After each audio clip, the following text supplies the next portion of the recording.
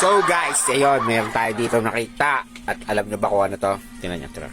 Ayan, isa yung cup. Mag-cup. Ha? May nakalagay. Alam nyo ba kung anong ibig sabihin nito, guys? Gusto nyo malaman? Sige, ito panoorin nyo.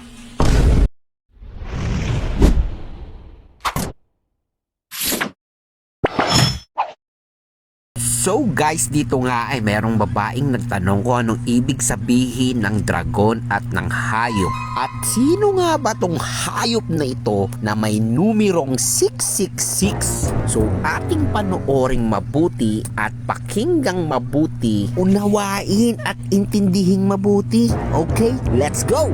Yung katanungan ko po is yung tungkol po sa Apocalypse 13:4, tungkol po dun sa dragon or yung tinatawag ko nila na parang Antikristo or yung 666 kasi medyo malabo po sa akin yung 13:4, basahin natin niya. talata po na yun.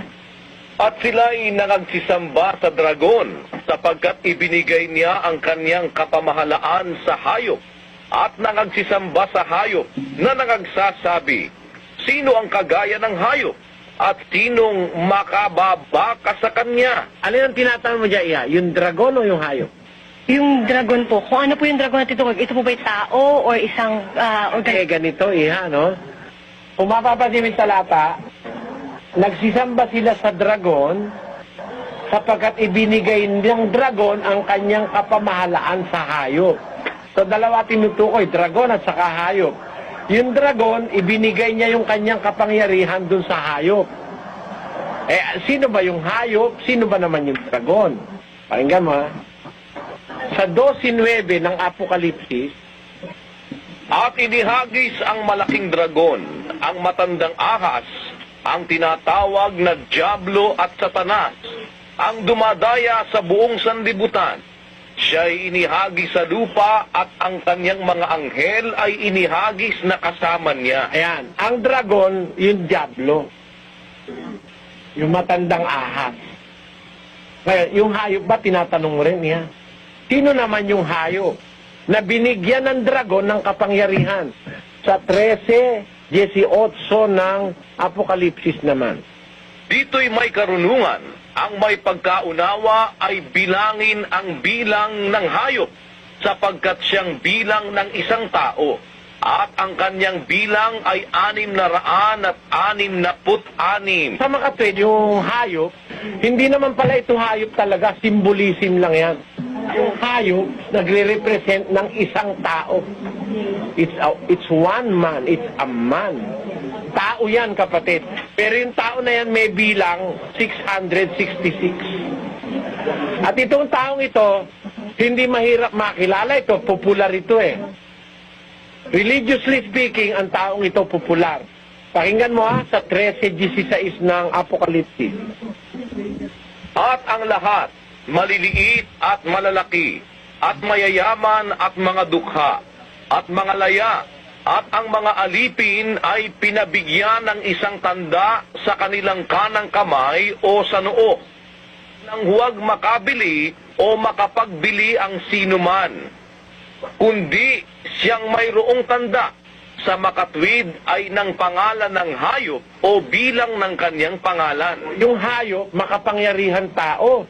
Kasi sabi, lahat malalaki, maliliit, mayayaman, mga dukha, mga laya, mga alipin, pinagbibigyan niya ng tanda sa kanang kamay at saka sa noo. Yan yung tao na yun.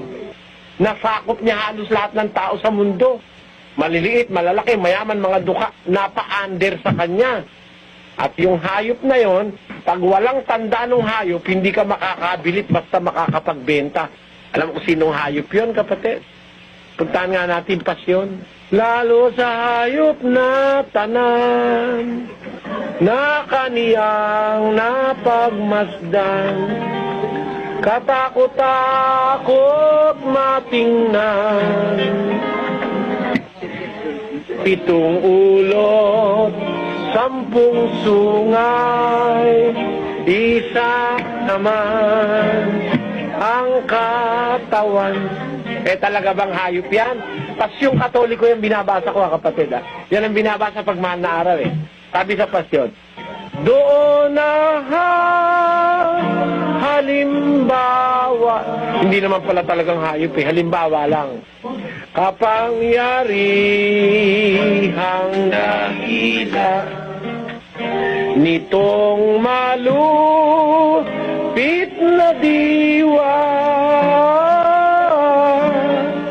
na siyang ipaniniwala ng imbing tao sa tao pala yan eh. Yang hayop na yan, tao yan eh. Eh, sino yan tao na yan? Ha? Ang mga pangmimilagro. Aba, nagmimilagro pala yan. Tutulungan ng demonyo. Naku talaga sa demonyo nga ito. Siya ay makakabayo.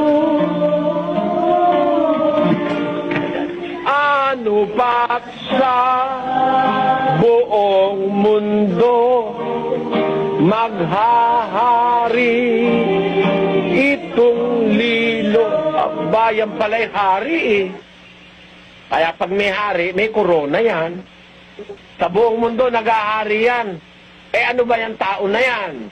Ang kaniyang mga aral ay mangangaral pala yan eh. Mag-isip ka kung sino mangangaral, ma-impluensya sa buong mundo, may corona.